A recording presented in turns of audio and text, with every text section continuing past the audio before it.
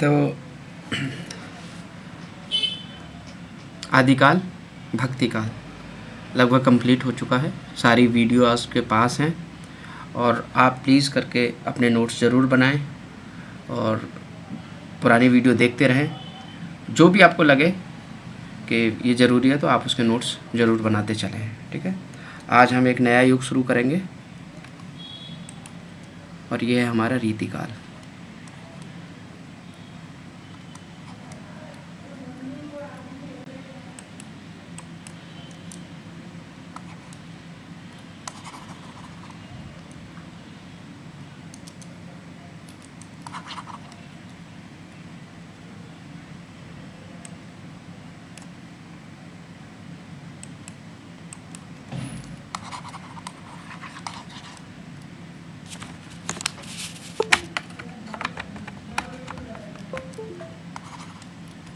Sorry, एक second.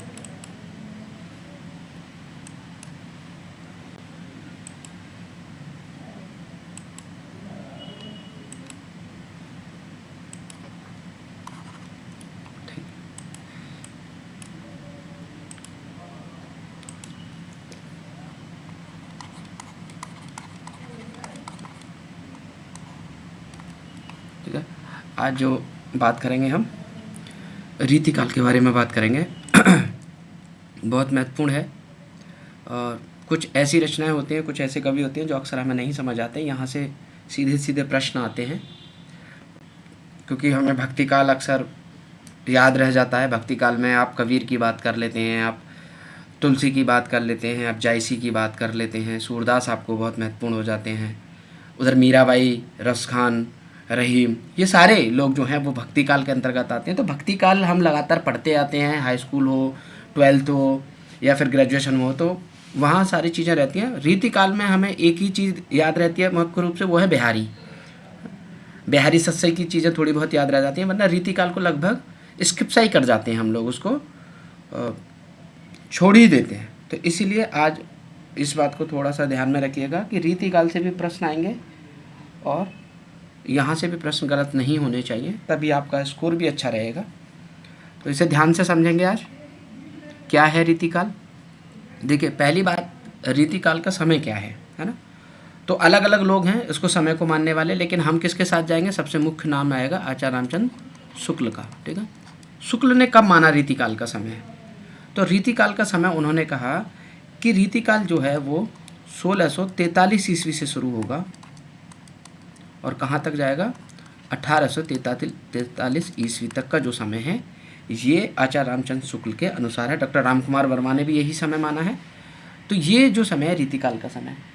लेकिन प्रश्न ऐसे भी आ सकता है एग्ज़ाम में रीतिकाल के बारे में कि बताइए ये किसका काल समय था रीतिकाल के बारे में, और वहाँ लिखा मिलेगा आपको 1700 विक्रम संवत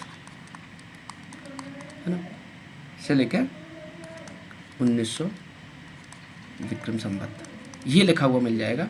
तो हम बहुत बार बता चुके हैं, जब आप 57 माइनस कर देते हैं सब विक्रम संवत में तो ईस्वी निकल आता है। तो इस तरीके से ये 1643 ईस्वी, कभी कभी क्योंकि ऐसे भी मिल जाता है ना, 1700 से लेकर 1900 विक्रम संवत के बीच का जो समय है वो रीतिकाल के बारे में किसने माना है। तो आचार्य रामचंद्र शुक्ल, डॉक्टर रामकुमार वर्मा ने भी माना है, लेकिन डॉक्टर रामकुमार वर्मा ने बाद में रखा था क्योंकि पहले आचार्य रामचंद्र शुक्ल दे चुके थे और आचार्य रामचंद्र शुक्ल के बारे में ही अक्सर पूछा जाता है। और यही क्या है, आपका सर्वमान्य मत भी है। सर्वमान्य मत का मतलब यही होता है कि सभी विद्वानों ने इसी समय को स्वीकार कर लिया, बाकी विवाद लगभग समाप्त हो गया कि भाई यही समय उचित जान पड़ता है, इसीलिए इसको हम कहते हैं कि ये सर्वमान्य समय है। तो रीतिकाल का समय बनेगा 1643 ईस्वी से लेके 1843 ईस्वी, और 1843 ईस्वी से आपको याद रहना चाहिए क्या कि 1857 की क्रांति यहीं हुई थी, और जस्ट इसके 7 साल बाद है ना, जब इसमें कर देंगे तो कब, 1850 में किसका जन्म होता है, भारतेंदु का जन्म होता है।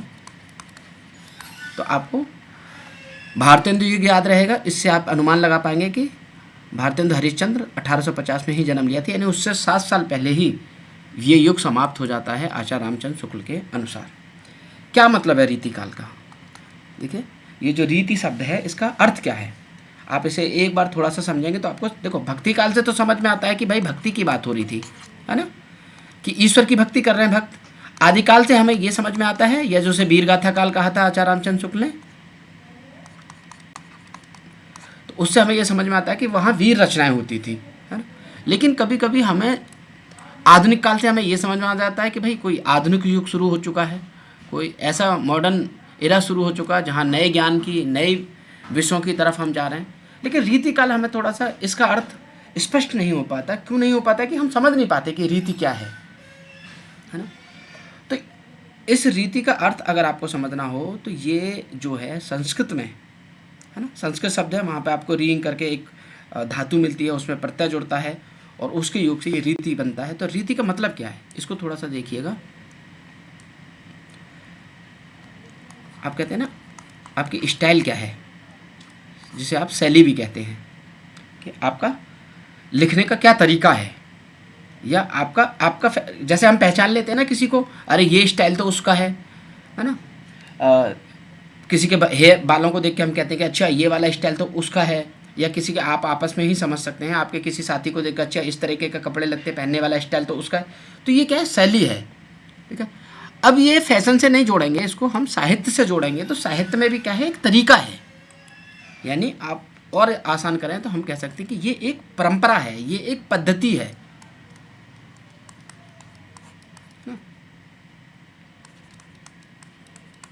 क्या है ये परंपरा, क्या है ये शैली, क्या है ये स्टाइल?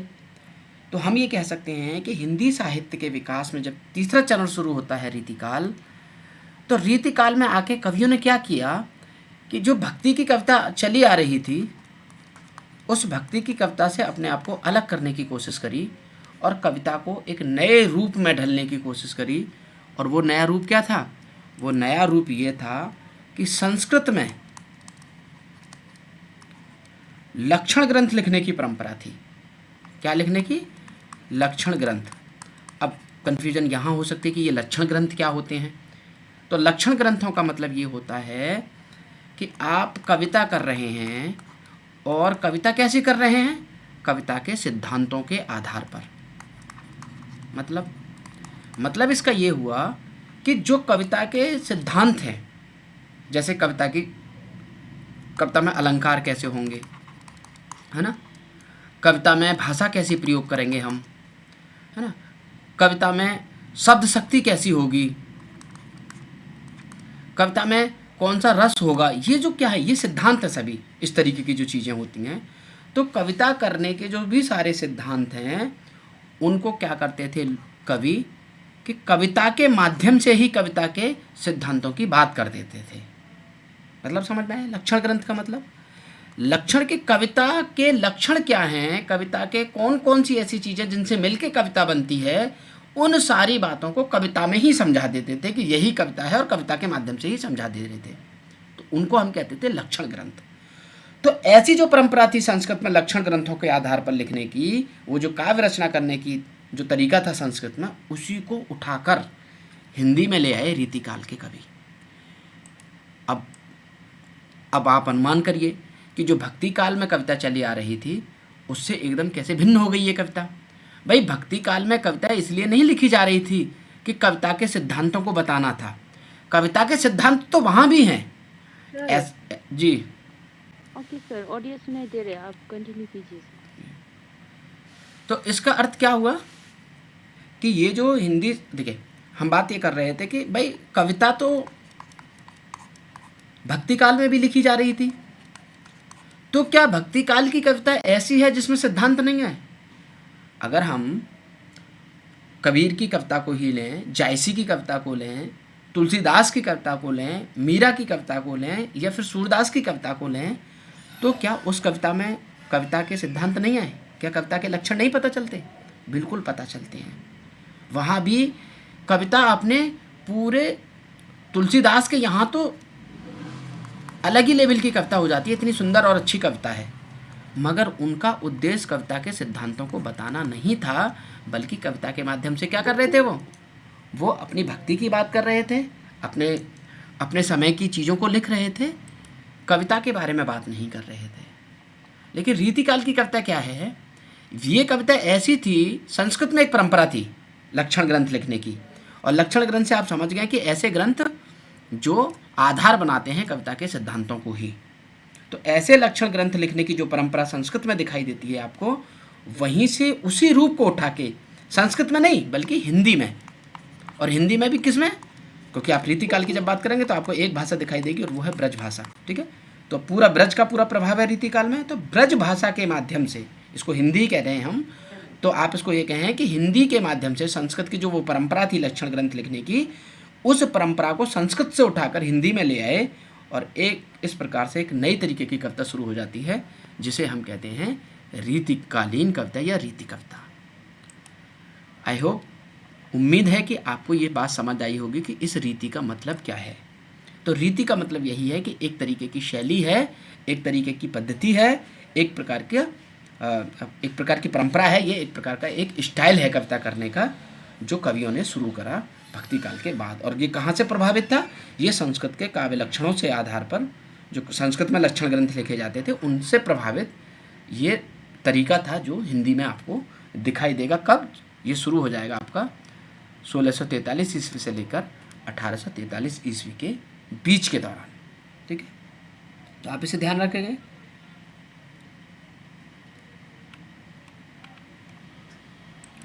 तो आप इसको ऐसे लिख सकते हैं,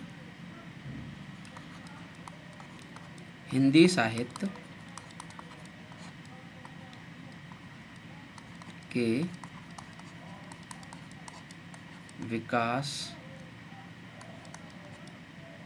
में जो तीसरा चरण है, उसमें संस्कृत लक्षण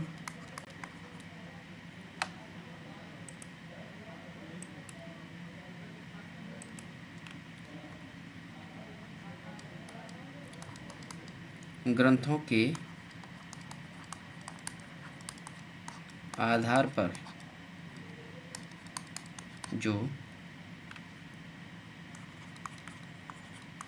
काव्य रचना हुई,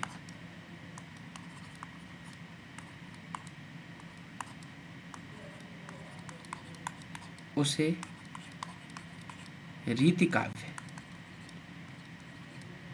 कौन सा काव्य, रीति काव्य।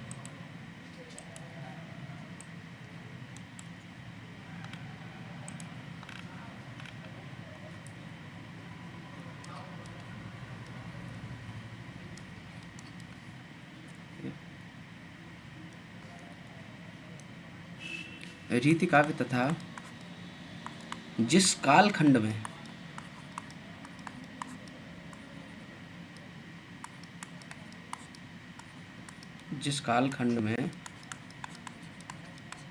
यह रचनाएं हुई, उसे हम रीतिकाल कह सकते हैं, उसे रीतिकाल कहते हैं या कह सकते हैं, कुछ भी कर लीजिए। ठीक है,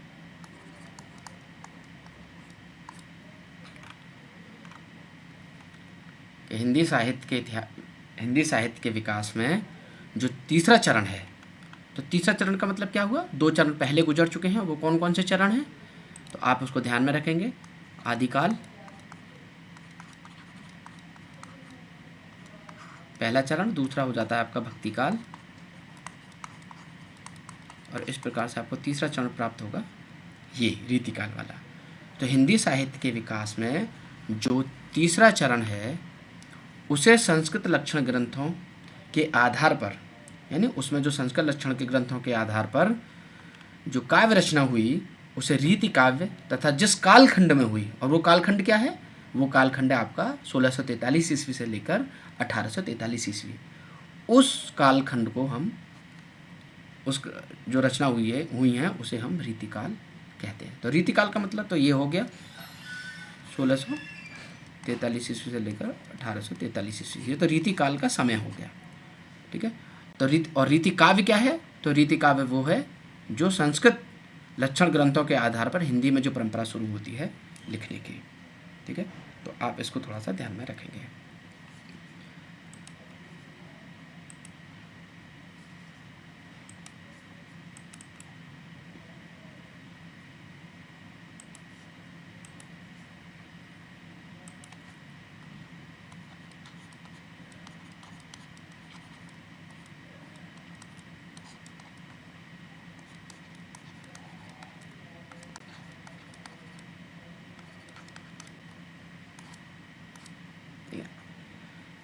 अब देखो, टीजीटी वालों के लिए तो इतना काफ़ी है, लेकिन जो लोग आगे पीजीटी की बात कर रहे हैं या जिनको नेट या जेआरएफ देना है, तो उनके लिए थोड़ा सा और हम बताते हैं इसको। ये क्या है कि आचार्य रामचंद्र शुक्ल के अनुसार और डॉक्टर रामकुमार वर्मा के अनुसार तो ये समय है, लेकिन जो विश्वनाथ प्रसाद मिश्र हैं, एक विद्वान हुए हैं, रीतिकाल में इनका बहुत महत्वपूर्ण काम है। विश्वनाथ प्रसाद मिश्र रीतिकाल पे बड़ा अच्छा काम है इनका, तो इसलिए हमें इनको भी थोड़ा ध्यान में रखेंगे। क्यों? क्योंकि इन्होंने ही कहा था रीतिकाल को श्रृंगार काल। ये पूछा है कि किसने क्या काल माना है, तो विश्वनाथ प्रसाद ने श्रृंगार काल कहा था रीतिकाल को। तो विश्वनाथ प्रसाद ने ये कहा कि ये जो समय है रीतिकाल का, वो 1643 ईस्वी से नहीं है, बल्कि उसके 100 साल पहले शुरू हो जाता है। तो यानी अगर संवत में आएगा तो ऐसे 1600 संवत से लेकर 1900 संवत तक ये बढ़ा देते हैं थोड़ा समय को, यानी 100 साल पहले और ले जाते हैं। तो अगर हम ईस्वी में देखेंगे तो फिर क्या लगेगा, ये 1543 ईस्वी से लेकर 1843 ईस्वी तक का ये जो समय है, ये विश्वनाथ प्रसाद मिश्र के अनुसार है। मगर ये सर्वमान्य मत नहीं है। अगर स्पेशल ये पूछे कि बताइए विश्वनाथ प्रसाद मिश्र ने रीतिकाल का समय कितना माना है, तब आपको बताना है कि ये 1543 ईस्वी से शुरू होगा, जो 1843 ईस्वी तक चलेगा। ये किसके अनुसार है? ये विश्वनाथ प्रसाद मिश्र के अनुसार है। दूसरा, रीतिकाल के बारे में जिसे अलंकृत काल कहा था, और वो किसने कहा था? मिश्र बंधुओं ने कहा था। वो भी बहुत महत्वपूर्ण हो जाते हैं रीतिकाल के संदर्भ में। मिश्र बंधु, ठीक है। तो मिश्र बंधुओं ने क्या माना था इस समय को? तो मिश्र बंधुओं के अनुसार जो समय मिलेगा आपको, वो मिलेगा, अगर विक्रम संवत की बात करेंगे तो 1681 विक्रम संवत से शुरू होकर ये समय जाएगा 1889 विक्रम संवत तक, ठीक है। लेकिन अगर ये विक्रम संवत में नहीं करके अगर ईस्वी में होगा तो आप 57 माइनस करेंगे तो ये बनेगा आपका 1624 ईस्वी से लेकर 1832 ईस्वी तक का समय, ठीक है। तो ये विश्वनाथ मिश्र बंधुओं के अनुसार है, 1624 से शुरू मानते हैं, यानी आचार्य रामचंद्र शुक्ल से लगभग ये 19 साल पहले का जो समय है वहाँ से शुरू करते हैं, ठीक है। ये 3-4 नाम बहुत महत्वपूर्ण है। डॉक्टर रामकुमार वर्मा और आचार्य रामचंद्र शुक्ल का तो सर्वमान्य मत है जो ऊपर है। इसके अलावा विश्वनाथ प्रसाद मिश्र ने इसको 1543 ईस्वी से लेकर 1843 ईस्वी तक का समय, और मिश्र बंधुओं ने 1624 ईस्वी से लेकर 1832 ईस्वी तक के समय को जो है रीतिकाल का कालखंड समय निर्धारित किया है, ठीक है। अब बात हम करेंगे रीतिकाल का नामकरण को लेकर। ये बहुत पूछा जाता है, रीतिकाल का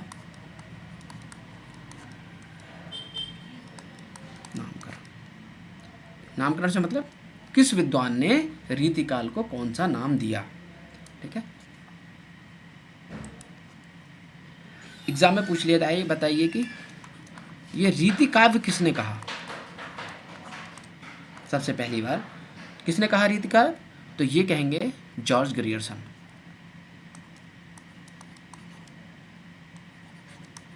जॉर्ज ग्रियर्सन ने आपको इस समय को रीति काव्य कहा है, रीति काल नहीं, रीति काव्य, ठीक है। कलात्मक कविता भी कहा है, ठीक है। अगर वैसे अब ये पूछा नहीं जाता, एक बार पूछा गया था, कलात्मक कविता किस समय को कहा था ग्रियर्सन ने? तो कलात्मक कविता रीतिकाल की कविता को ही दी आर्ट्स पोएटिका, है ना, अंग्रेजी में उसको दी आर्ट्स पोएटिका कहा था, तो वही था कलात्मक कविता। तो रीतिकाल को वो कलात्मक कविता भी कहते हैं क्योंकि बहुत कला है, ठीक है। दूसरा नाम बहुत महत्वपूर्ण नाम ही बताएंगे, सारे नहीं बताएंगे, जो एग्ज़ाम में आते हैं अक्सर उन्हीं पे बात करेंगे। तो रीति का जॉर्ज ग्रियर्सन का हो जाएगा और मिस्र बंधुओं का आएगा, किसने कहा था, अलंकृत काल, यानी बहुत अलंकार है तो अलंकृत काल, ये माना था मिस्र बंधुओं ने।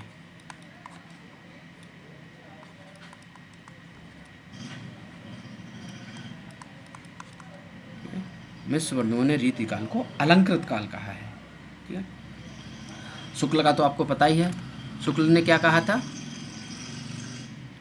रीति काल कहा था, लेकिन कैसे कहा था, मैं पूरे काल विभाजन में पहले समझा चुका हूँ, अगर आपको याद हो कि उन्होंने पहले कहा था, सबसे पहले कहा था आदिकाल, फिर कहा था मध्यकाल और फिर कहा था आधुनिक काल। ठीक है, और मध्यकाल को उन्होंने किस रूप में बांटा था, मध्यकाल को उन्होंने 2 भागों में बांटा था। कौन कौन से भाग थे वो आपको अगर याद हो तो, एक तो कहा था पूर्व मध्यकाल, तो पूर्व मध्यकाल क्या था, भक्ति काल, फिर कहा था उत्तर मध्यकाल, बाद का मध्यकाल, ये क्या था, यही था रीतिकाल।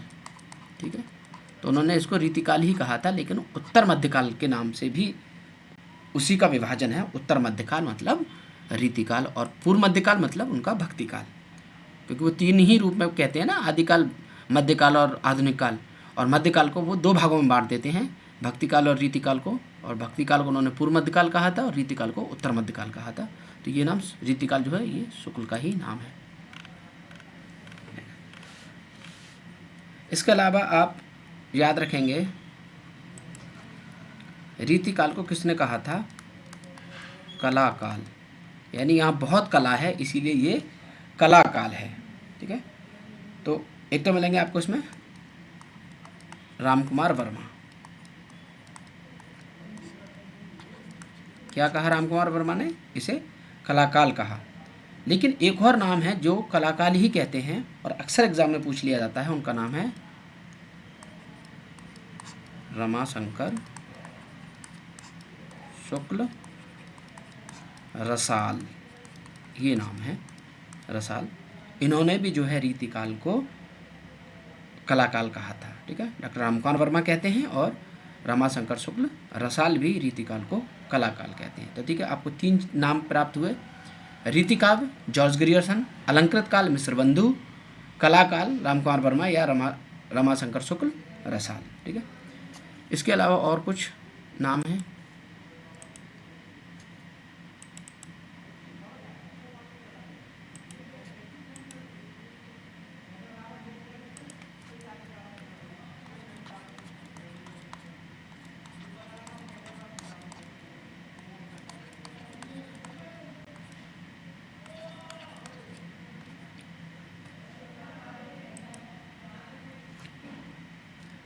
एक नाम मिलेगा आपको श्रृंगार काल। किसने रीतिकाल को श्रृंगार काल कहा, तो बताया मैंने अभी कुछ देर पहले ही बताया था, विश्वनाथ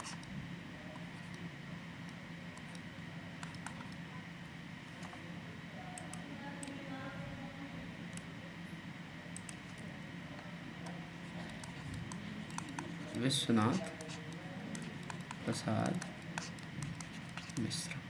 ठीक है, तो विश्वनाथ प्रसाद मिश्र ने, जो उनका काल की भी बात हमने करी थी, 1543, 100 साल पहले ले जाते हैं इस समय को, 1543 से जो शुरू करते हैं रीतिकाल को, उन्होंने रीतिकाल को श्रृंगार काल कहा है, आप इसे भी ध्यान में रखेंगे।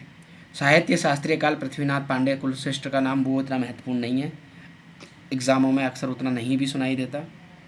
ठीक है, या फिर हमें विश्वनाथ प्रसाद मिश्र का ही एक नाम कि वो कहते हैं ना विशुद्ध साहित्य सृजना का काल, एक नाम और उन्होंने दिया था कि उन्होंने क्या कहा था कि ये था विशुद्ध, और विशुद्ध का मतलब क्या होता है, विशुद्ध का मतलब अशुद्ध मत समझ लेना कि शुद्ध के सामने वी लग रहा तो अशुद्ध होगा। विशुद्ध का मतलब होता है शुद्ध में भी बहुत ज़्यादा प्योर, है नी।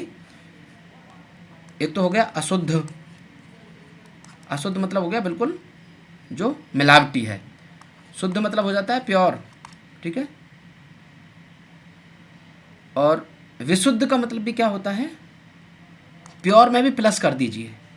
ठीक है, तो विशुद्ध का मतलब यहाँ पर ये आएगा कि वो बहुत ज़्यादा और भी ज़्यादा शुद्ध हो। अशुद्ध का अर्थ विशुद्ध से मतलब मिलावट से या अशुद्ध तरीके से मत ले लीजिएगा, अक्सर इसको लोग इस तरीके से ले लेते, नहीं पता होता। तो विशुद्ध साहित्य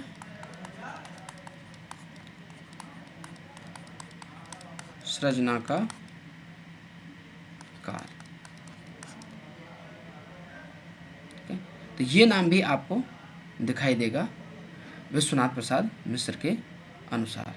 ठीक है, तो ये उतना महत्वपूर्ण नहीं है, उतना पूछा भी नहीं जाता है। एक बार पीएचडी या फिर हायर में कहीं पूछा गया था कि विशुद्ध साहित्य सृजना का काल रीतिकाल को किसने कहा था, तो ये विश्वनाथ प्रसाद मिश्र का ही नाम आपको यहाँ दिखाई देगा। तो अब देखिए कितने नाम हमने बताए आपको। पहला बताया रीति काव्य, ठीक, किसका था, ग्रियर्सन का, जैसे वो कलात्मक कविता भी कहते हैं। फिर बात करी थी हमने अलंकृत काल की, ये किसके द्वारा दिया गया था, ये मिश्र बिंदुओं के द्वारा दिया गया था। रीतिकाल आचार्य रामचंद्र शुक्ल के अनुसार दिया गया था। फिर हमने बात करी थी कलाकाल की, कलाकाल दो लोगों का दिया हुआ था, डॉक्टर रामकुमार वर्मा और रमाशंकर शुक्ल रसाल का, ये भी जो है दो विद्वानों के द्वारा दिया गया था। फिर बात करी थी हमने श्रृंगार काल, ठीक है, तो श्रृंगार काल देने वाले कौन थे, विश्वनाथ प्रसाद मिश्र। ठीक है, तो ये कुछ नाम हैं, आपको थोड़ा सा ध्यान में रखना होगा। इतना आप रख लेंगे तो मुझे नहीं लगता कि यहाँ से बाहर कोई प्रश्न रीतिकाल के नामकरण को लेकर जाने वाला है। ठीक है,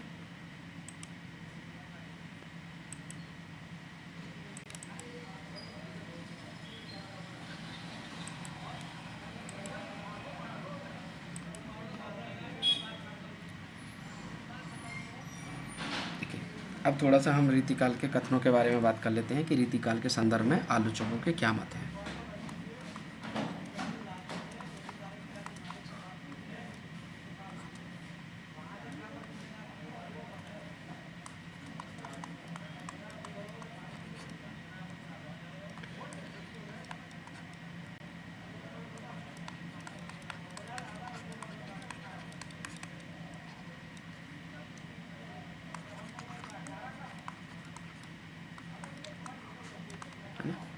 किसको लेकर क्या कह रहे हैं रीतिकाल को लेकर विद्वान। पहला कथन है, इस काव्य प्रणाली में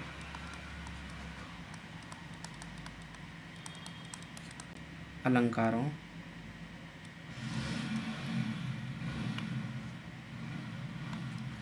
तथा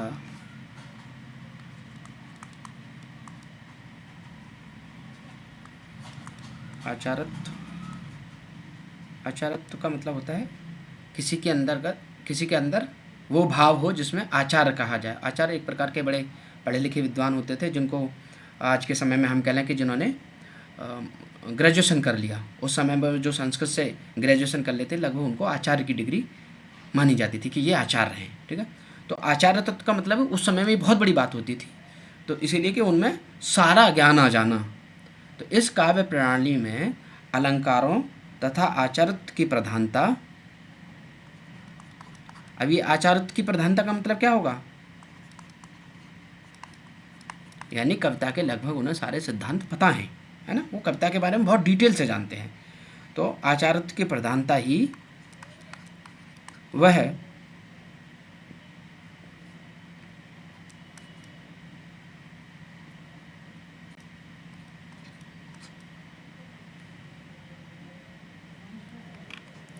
तत्व है जिससे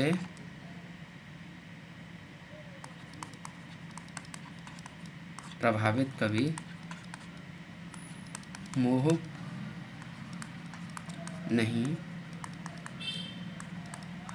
छोड़ पाते हैं या सके हैं। अतः इस कालखंड के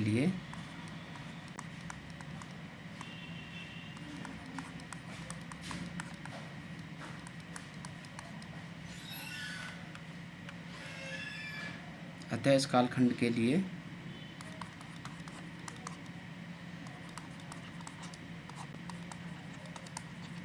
सर्वाधिक उपयुक्त नाम अलंकृत काल है। अब अभी 2 मिनट पहले ही हमने बताया था कि अलंकृत काल किसने कहा था रीतिकाल को, है ना? किसने कहा था अलंकृत काल रीतिकाल को? तो मिश्र बंधुओं ने कहा था। वे यही कहना चाह रहे हैं कि इस काव्य प्रणाली में अलंकार और जो आचार्यत्व है उनके अंदर, कवियों के अंदर, कि वो आचार्य बनने की जो उनकी जो ख्वाहिश है, जो उनके अंदर एक प्रकार की कह सकते हैं कि उनमें जो एक इच्छा है कि सबको आचार्य बनना है हर कवि को। और आचार्य बनने का मतलब क्या हुआ कि उन्हें कविता के सिद्धांत बताने हैं, कविता के माध्यम से ही कविता के सिद्धांत बताने की कोशिश कर रहे हैं। वो किसके माध्यम से? कविता के माध्यम से ही। तो इस काव्य प्रणाली में अलंकारों तथा आचार्यत्व की प्रधानता ही वह तत्व है जिससे प्रभावित कभी मोह नहीं छोड़ पाते। यानी यही एक दो चीज़ें ऐसी हैं जो छोड़ ही नहीं पाते, कभी इन्हीं में फंसे रहते हैं। अतः इसीलिए आप कह सकते हैं कि इस कालखंड के लिए सर्वाधिक उपयुक्त नाम क्या मिलेगा? अलंकृत काल मिलेगा, क्योंकि अलंकार से बहुत ज़्यादा प्रभावित हैं कवि। इसीलिए वो इस आधार पर मिश्र बंधुओं ने इसे अलंकृत काल कहने की कोशिश की है। तो आप इससे याद रखेंगे कि अलंकृत काल को क्यों वो महत्वपूर्ण मान रहे थे कहने के लिए मिश्र बंधु, क्योंकि उनकी दृष्टि में ऐसा था कि वो ये मानते थे इस समय के जो कवि थे वे सारे कवि अलंकारों से मोह नहीं छोड़ पा रहे थे, ना ही आचार्यत्व से मोह छोड़ पा रहे थे। ये दोनों चीज़ें थी जो कविता में कहीं ना कहीं उनको हर जगह दिखाई देती हैं। इसीलिए मिश्र बंधु इसे अलंकृत काल कहते हुए दिखाई देंगे। दूसरा कथन देखते हैं। कला काल कहने से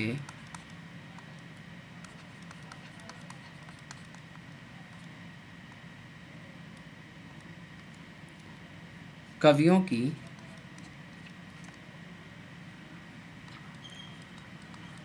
रसिकता,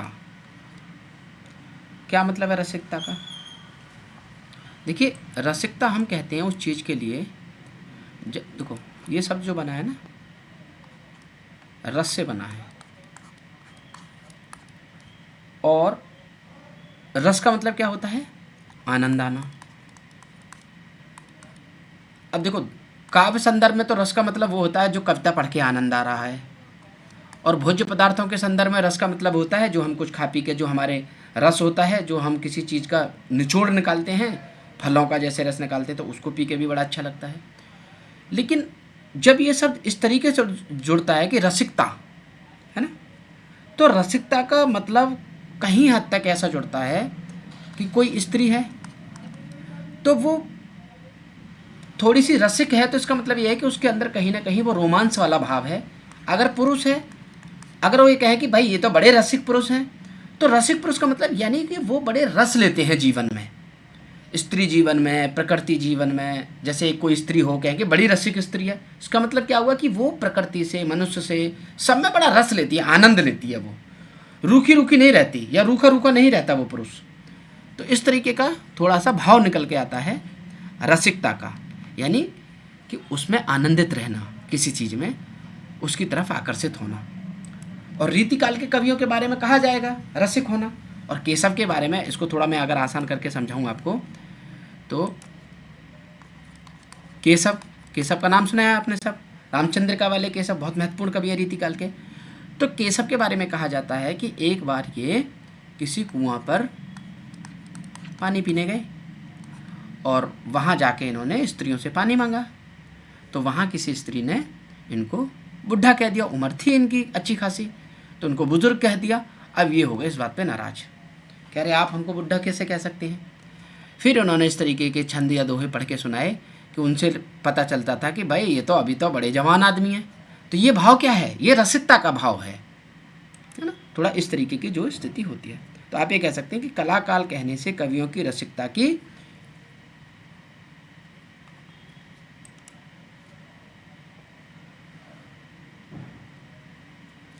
की उपेक्षा होती है,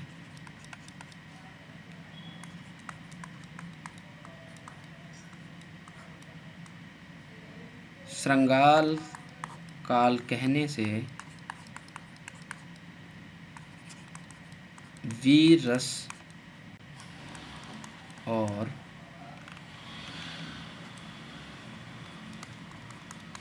राज प्रशस्ति। राज प्रशस्ति का मतलब समझ रहे हैं? मतलब राजा की प्रशंसा करना या उसके राज्य की प्रशंसा करना, उसकी प्रशस्ति करना। प्रशस्ति का मतलब ये होता है किसी की बढ़ा चढ़ा के बहुत प्रशंसा करना, ठीक है। अगर हम इसको श्रृंगाल कहने, है ना, भागीरथ मिश्र का कथन है, बहुत ध्यान से सुनिएगा, इससे आपको पूरा समझ आएगा कि रीतिकाल क्या है। कि कला काल कहने से कवियों की रसिकता की उपेक्षा होती है, क्योंकि बड़े रसिक कवि हैं, सिर्फ कला पे ध्यान नहीं देते बल्कि रसिकता भी लेते हैं। और श्रृंगाल काल कहने से वीर रस और राज प्रशस्ति की उपेक्षा मिलेगी, ठीक है। फिर कहते हैं कि रीतिकाल कहने से प्रायः कोई महत्वपूर्ण वस्तुगत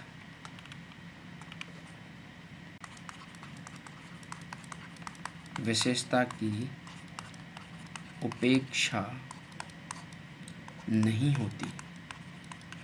मतलब क्या कह रहे हैं कि अगर हम इसे रीतिकाल कहें तो सारी चीज़ें इसमें समाहित हो जाएंगी। कला भी आ जाएगी इसके अंतर्गत, कवियों की रसिकता भी आ जाएगी इसके अंतर्गत, श्रृंगार का भाव भी इसके अंतर्गत आ जाएगा, वीर रस भी आ जाएगा और राज प्रशस्ति की कविता भी इसके अंतर्गत समाहित हो जाएगी। इसीलिए भागीरथ मिश्र के अनुसार के रीतिकाल कहने से कोई भी महत्वपूर्ण वस्तुगत विशेषता की उपेक्षा नहीं होती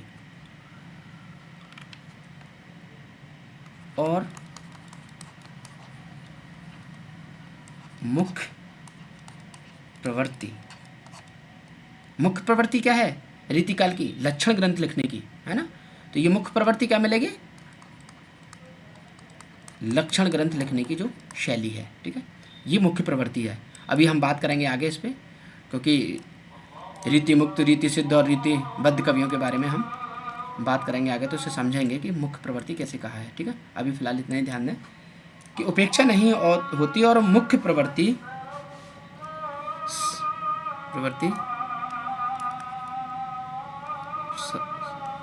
सामने आ जाती है। यह युग रीति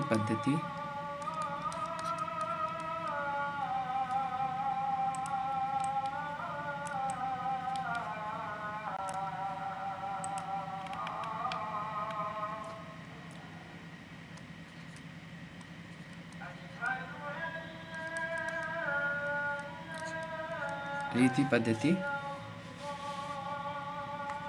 का युग था, ठीक है। और वो कहते हैं कि यही धारणा जो है वास्तविक रूप से सही धारणा है कि ये एक रीति पद्धति का युग था। और ये किसका कथन है? भागीरथ मिश्र। कौन है भागीरथ मिश्र? जब आप इनके बारे में पढ़ेंगे तो आपको पता चलेगा कि इन्होंने भारतीय काव्यशास्त्र और पाश्चात्य काव्यशास्त्र पर बहुत महत्वपूर्ण लेखन किया है भागीरथ मिश्र ने। क्या कह रहे हैं? अब देखो, जिसको अगर आप थोड़ा ध्यान से समझेंगे तो आपको पूरा रीतिकाल के बारे में सारी चीज़ स्पष्ट हो जाएगी कि कला काल कहने से कवियों की रसिकता की उपेक्षा होती है। क्योंकि कला में क्या है, ये अगर हम आर्ट कहेंगे तो आर्ट में जो एक रसिकता का जो भाव है वो कहीं ना कहीं विलुप्त हो जाएगा, उसमें कहीं ना कहीं वो कमी सी महसूस होगी। तो आर्ट काल उसको नहीं कह रहे, वो आर्ट एरा नहीं कह रहे कि कला काल कहने से कवियों की रसिकता की उपेक्षा होती है। श्रृंगार काल कहने से वीर रस, क्योंकि जब श्रृंगार की बात होगी तो वीर होगा नहीं, फिर तो वीर रस और राज प्रशस्ति की उपेक्षा होगी। यानी आप उसको श्रृंगार काल भी मत कहिए, ठीक है। फिर क्या कहें कि रीतिकाल कहने से प्रायः कोई महत्वपूर्ण वस्तुगत विशेषता की उपेक्षा नहीं होती और मुख्य प्रवृत्ति सामने आ जाती है। और मुख्य प्रवृत्ति क्या थी? लक्षण ग्रंथ लिखने की परंपरा। यह युग रीति पद्धति का युग था। यह धारणा पूरी तरीके से वास्तविक रूप में सही है, इसे नकारा नहीं जा सकता। ये भागीरथ मिश्र का पूरा कथन इस तरीके से। तो अब आप ये समझ सकते हैं कि कैसे रीतिकाल शब्द ज़्यादा महत्वपूर्ण हुआ, सर्वमान्य हुआ, क्योंकि बाकी दिए गए जितने भी नाम हैं उनमें कहीं ना कहीं कोई ना कोई एक कमी आपको दिखाई दे रही है, और रीतिकाल में लगभग सब कुछ समाहित हो जाता है। लेकिन हाँ, एक समस्या वहाँ भी आती है कि कुछ ऐसे भी थे जो रीति से मुक्त थे, इसलिए वहाँ पर आपको जोड़ना पड़ता है रीति मुक्त, यानी वो उन परंपराओं में नहीं आते कि भाई उनको रीति लिखनी ही है, मतलब सिद्धांत बताने ही हैं, ऐसे कभी नहीं। और वो कौन है? तो वो घनानंद की बात होगी, है ना, वो बात आलम की होगी, वहाँ बात आपको बोधा की मिलेगी। हम बात करेंगे जब आगे चलेंगे, ठीक है। तो इस तरीके से ये सारी चीज़ें आप थोड़ा सा ध्यान में रखिएगा।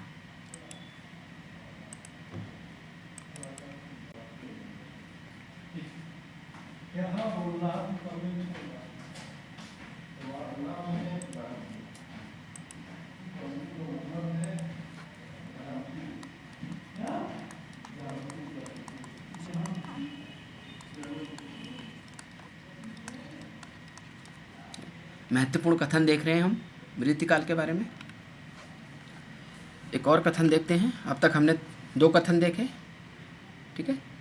पहला कथन जो देखा था हमने, वो देखा था मिश्र बंधुओं का, और मिश्र बंधुओं का अलंकृत काल कहने की कोशिश कर रहे थे उस कथन के माध्यम से।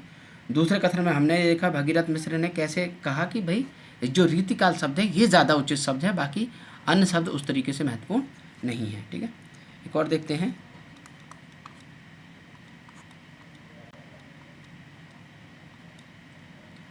यदि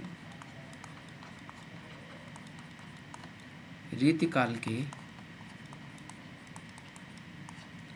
समस्त ग्रंथों की छानबीन की जाए तो स्पष्ट रूप, या इसको कह सकते हैं स्पष्ट होता है, क्योंकि फिर वाक्य बड़ा हो जाएगा, की जाए तो स्पष्ट होता है कि सब प्रकार के ग्रंथों में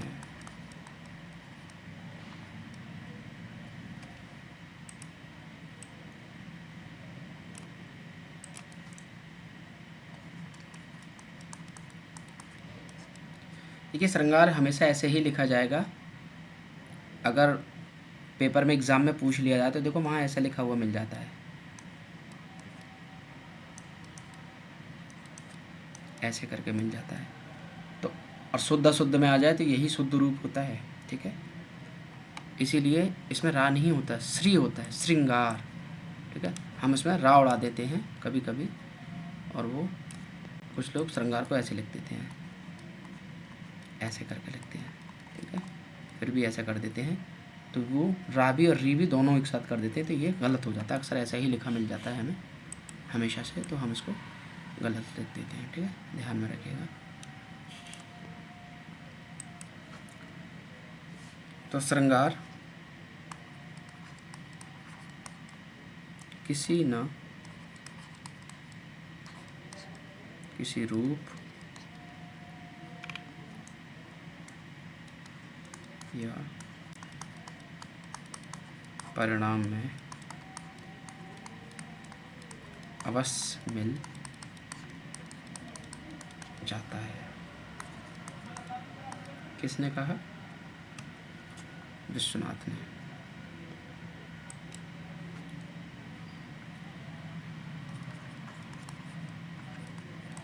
और विश्वनाथ का आप याद करिए, विश्वनाथ प्रसाद मिश्र का, इन्होंने क्या कहा था रीतिकाल को? श्रृंगारकार, ठीक है, विश्वनाथ प्रसाद मिश्र ने। तो क्या कह रहे हैं ये? अपने काल को स्पष्ट करने के लिए, अपने ये उनके नामकरण का ही एक कोड है, कथन है। यदि रीतिकाल के समस्त ग्रंथों की छानबीन की जाए तो स्पष्ट होता है कि सब प्रकार के ग्रंथों में, सब प्रकार के ग्रंथों से मतलब यानी रीतिबद्ध ग्रंथ हों, रीति मुक्त ग्रंथ हों, यानी जितने भी ग्रंथ हैं, या लक्षण ग्रंथ हों, तो सब प्रकार के ग्रंथों में श्रृंगार किसी न किसी रूप में या परिणाम में, परिणाम मतलब किसी ने कोई मतलब कुछ तादाद में, थोड़ा या बहुत, कम या ज़्यादा, है ना, आप ऐसे कह सकते हैं कि किसी न किसी रूप या परिणाम में अवश्य मिल जाता है। और इसीलिए उन्होंने क्या कहा, रीतिकाल को श्रृंगार काल कहने की कोशिश की है। यही वो कथन है जिसके आधार पर वो अपना विचार रखते हैं कि यदि रीतिकाल के समस्त ग्रंथों की छानबीन की जाए तो स्पष्ट होता है कि सब प्रकार के ग्रंथों में श्रृंगार किसी न किसी रूप या परिणाम में अवश्य मिल जाता है। ठीक है, तो इस बात को थोड़ा सा विश्वनाथ प्रसाद के बारे में भी ध्यान रखेंगे। एक और देखते हैं हम थोड़ा, इससे हमें रीतिकाल क्या है कि स्पष्ट हो जाएगा। ठीक है, उसकी पूरी अवधारणा हमारे मस्तिष्क में क्लियर हो जाएगी कि भाई क्या है ये, है ना। स्पष्ट होने के लिए सारी जब हम चीज़ों को समझेंगे तो फिर समझ में आ जाता है कि हाँ, यहाँ से ये मतलब है इस चीज़ का।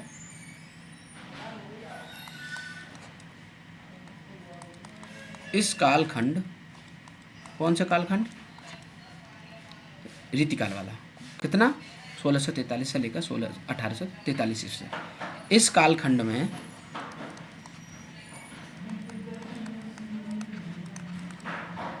कलात्मकता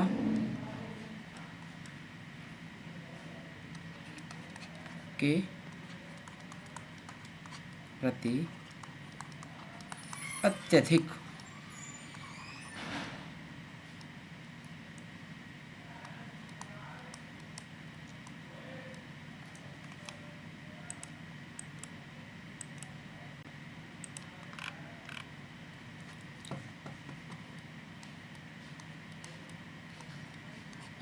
आग्रह रहा, अतः मुझे इसके लिए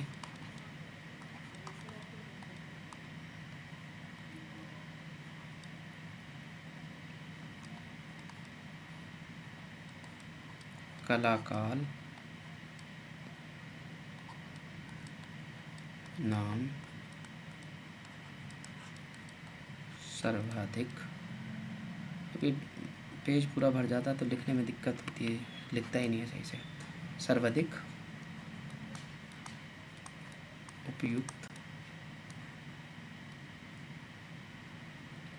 दिखाई देता है।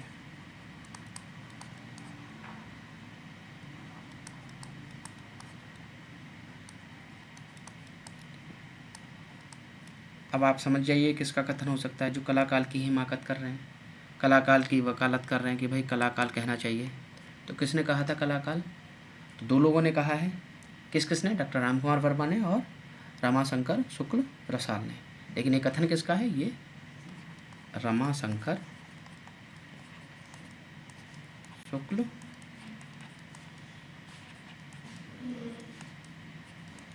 रसाल का कथन है। ठीक है, रसाल इनकी कहते हैं ना कि अपने नाम के पीछे लक़ब लगा लेते हैं, तो ये इनका निकनेम है, रमाशंकर शुक्ल रसाल, कि इस कालखंड में कलात्मकता नहीं, आर्ट के प्रति एक प्रकार से देखा जाए तो कलात्मकता के प्रति अत्यधिक आग्रह रहा है। आग्रह का मतलब होता है किसी के प्रति ज़्यादा हम ये कहें कि भाई हमें ये चीज़ अत्यधिक पसंद है। ठीक है, तो इसके प्रति अत्यधिक आग्रह रहा, अतः मुझे इसके लिए कलाकाल नाम सर्वाधिक उपयुक्त दिखाई देता है। ठीक है।